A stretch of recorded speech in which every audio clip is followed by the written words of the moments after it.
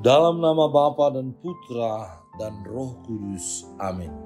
Allah yang berbelas kasih, sabdamu adalah terang dan pelita dalam hidup kami. Kami mohon bimbinglah kami dengan Roh Kudus-Mu untuk mendengarkan dan merenungkan sabdamu.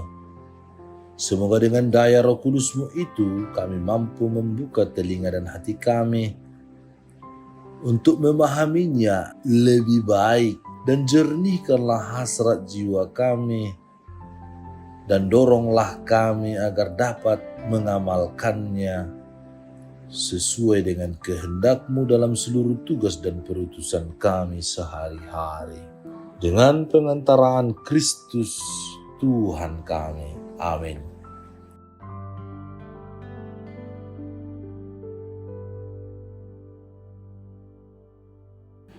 Tuhan bersamamu dan bersama rohmu. Inilah Injil suci menurut Matius. Dimuliakanlah Tuhan. Ada seorang datang kepada Yesus dan berkata, "Guru, perbuatan baik apakah yang harus kuperbuat untuk memperoleh hidup yang kekal?" Jawab Yesus, "Apakah sebabnya engkau bertanya kepadaku tentang apa yang baik? Hanya satu yang baik. Tetapi jika engkau ingin masuk ke dalam hidup, turutilah segala perintah Allah." Kata orang itu kepadanya, "Perintah yang mana?" Kata Yesus, "Jangan membunuh, jangan berzina, jangan mencuri, jangan mengucapkan saksi dusta, hormatilah ayahmu dan ibumu, dan kasihilah sesamamu manusia seperti dirimu sendiri." Kata orang muda itu kepadanya, "Semua itu telah kuturuti, apalagi yang masih kurang?" Kata Yesus kepadanya, "Jikalau engkau hendak sempurna, pergilah, jualah segala milikmu dan berikanlah itu kepada orang-orang miskin, maka engkau akan beroleh harta di surga. Kemudian datanglah kemari dan ikutlah aku." Ketika orang muda itu mendengar perkataan itu, pergilah ia dengan sedih sebab banyak hartanya. Demikianlah sabda Tuhan. Terpujilah Kristus.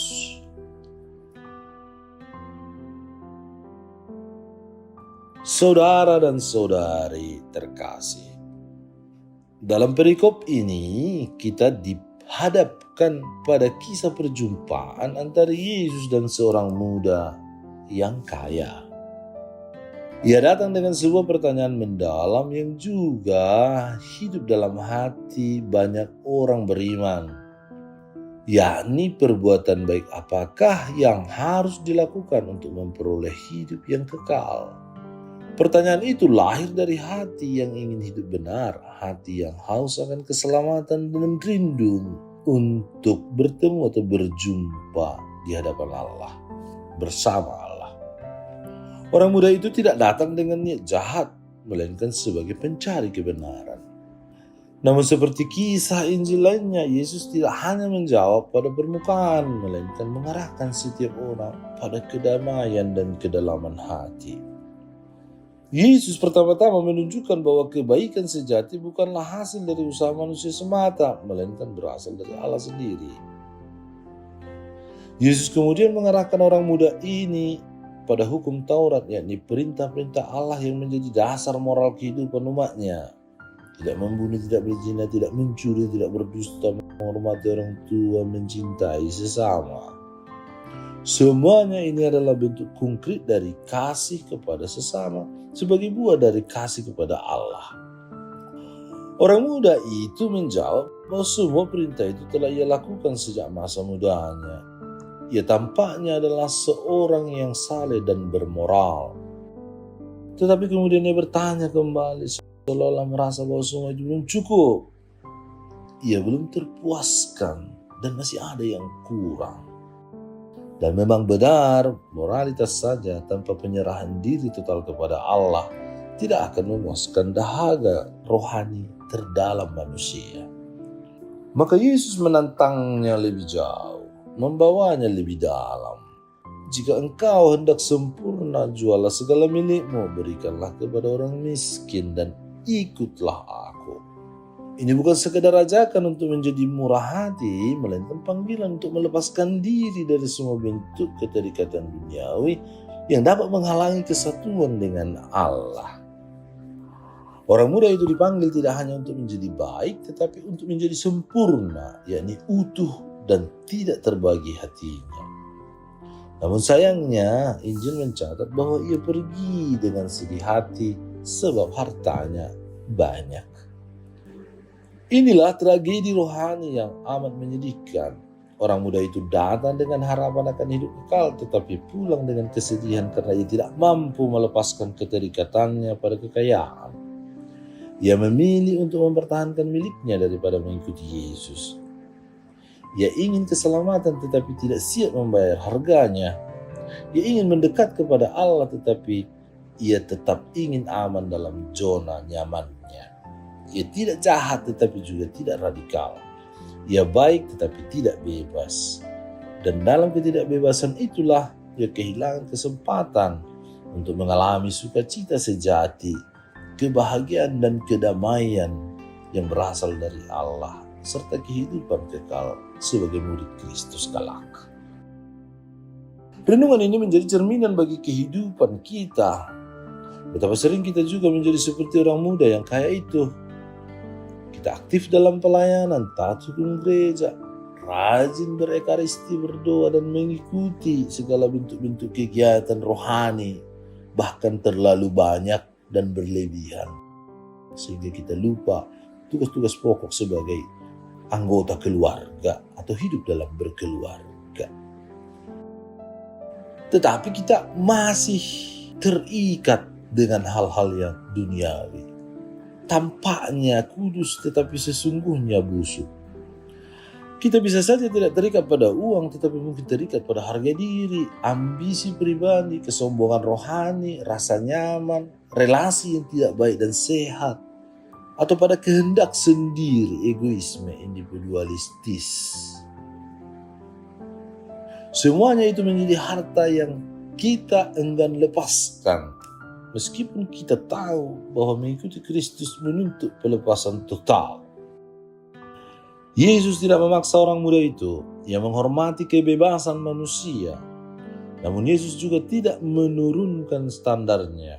Ia tidak berkata, baiklah cukup setengah saja, atau 1/4, atau 3/4. Ia tetap menantang setiap orang yang ingin menjadi sempurna untuk meninggalkan segalanya dan mengikuti Dia. Ini adalah panggilan kepada setiap orang beriman, bukan hanya bagi para imam atau biarawan-biarawati. Kita semua dipanggil untuk menjadikan Kristus sebagai satu-satunya harta kita. Sebab di mana hartamu berada, disitulah juga hatimu berada.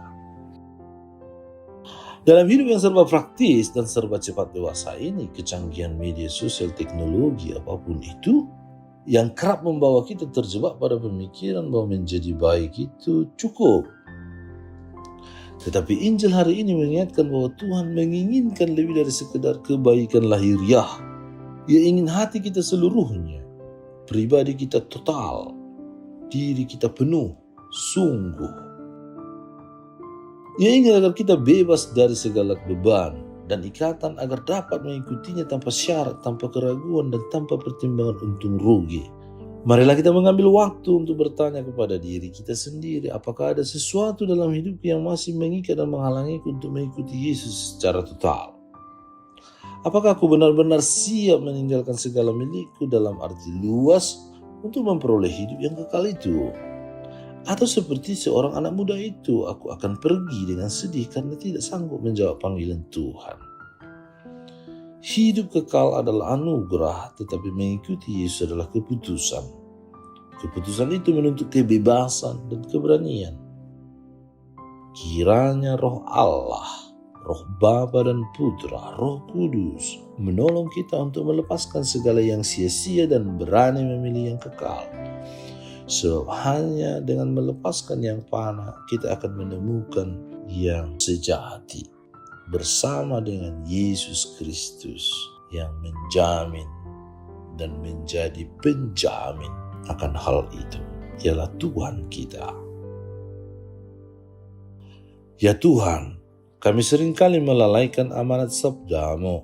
Bantulah kami agar meyakini dengan sungguh perkataan atau sabda-Mu yang menjadi penerang dan pelita yang menuntun kami kepada hidup yang berbuah bagi sesama kami dan demi kemuliaan nama-Mu.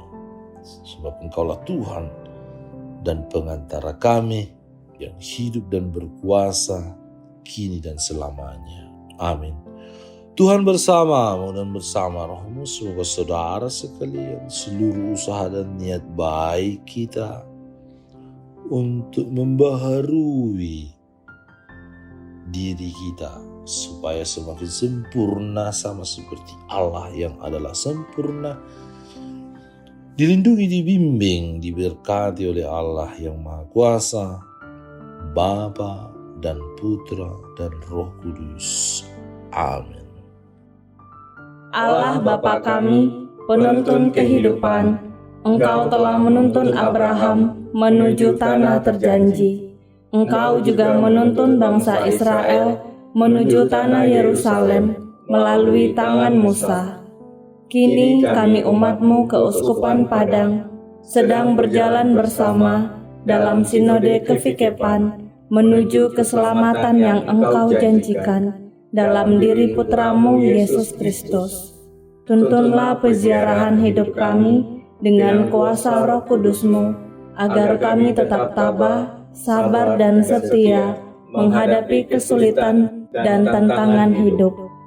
Bimbinglah kami supaya mampu berjalan bersama, saling meneguhkan dalam iman, harapan, dan kasih. Bunda Maria, doakanlah kami putra-putrimu sepanjang sinode kefikepan ini berlangsung. Ya Bapa, Engkau kami sembah dan muliakan, kini dan sepanjang masa. Amin.